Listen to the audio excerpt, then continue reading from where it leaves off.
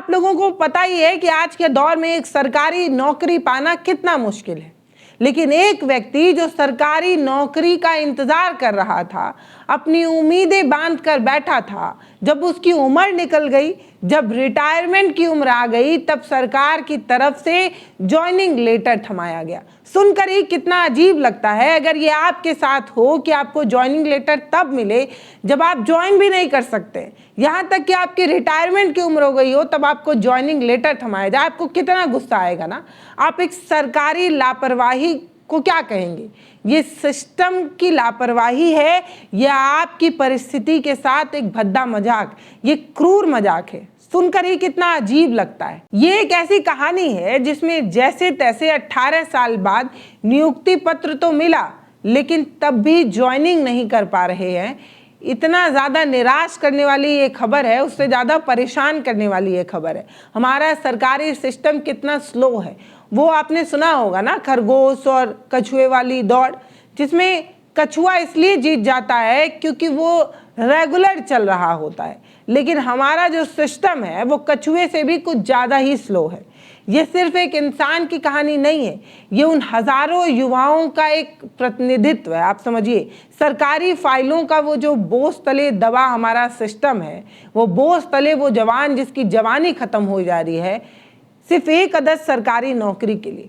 जब नौकरी की सबसे ज़्यादा ज़रूरत होती है तब कोई जवाब नहीं आता, और जब समय निकल जाता है तब ज्वाइनिंग लेटर दिया जाता है।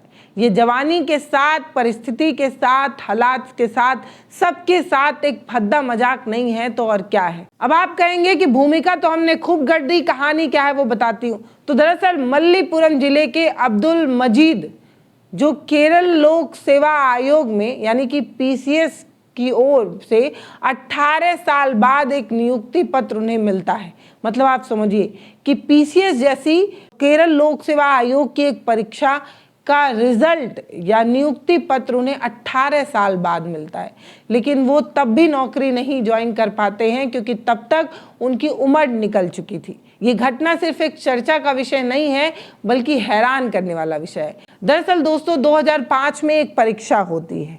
अब्दुल मजीद ने एक परीक्षा दी 2005 में अंशकालीन कनिष्ठ अरबी शिक्षक पद के लिए।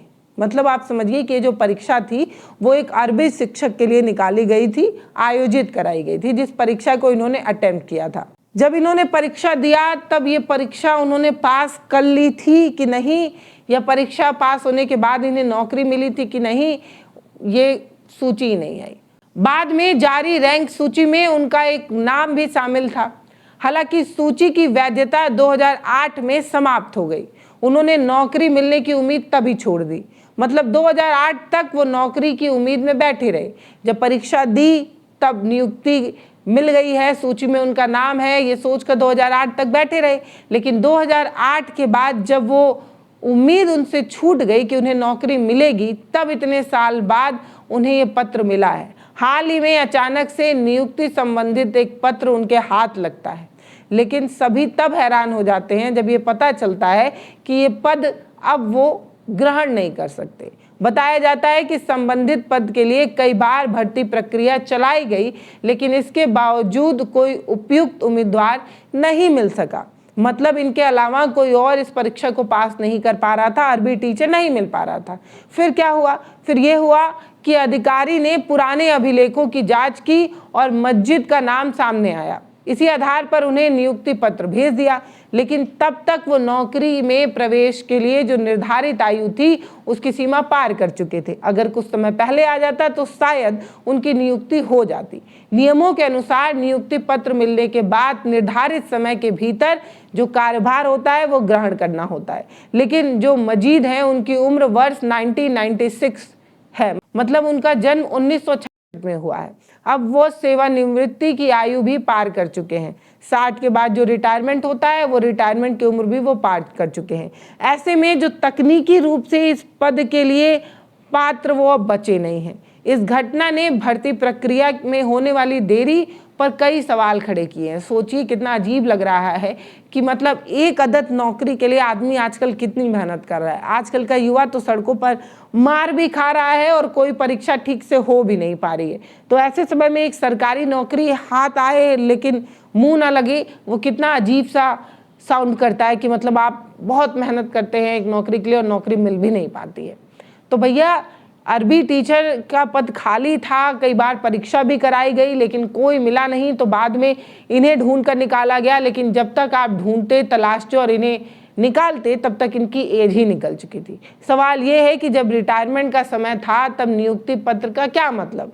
क्या ये उन अधिकारियों की जवाबदेही तय करने का समय नहीं है जिनकी लापरवाही की वजह से ये फाइल धूल फाकती रही?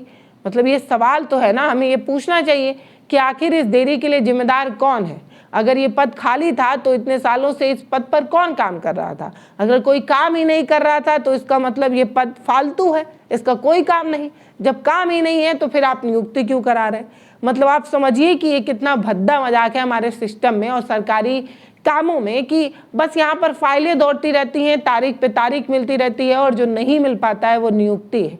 जैसे तैसे अगर किसी को नियुक्ति मिले तो रिटायरमेंट की उम्र के समय मिलती है, ये सच्चाई है। फिलहाल इस वीडियो पर आपकी जो राय है वो आप हमें कमेंट सेक्शन में लिखकर बताइएगा। ये भी बताइएगा कि इस तरीके की घोर लापरवाही को आप कैसे देखते हैं। मैं हूं पल्लवी, आप देख रहे हैं भारत एक नई सोच। वीडियो को शेयर कर दीजिए, चैनल को सब्सक्राइब कर दीजिए। बहुत धन्यवाद।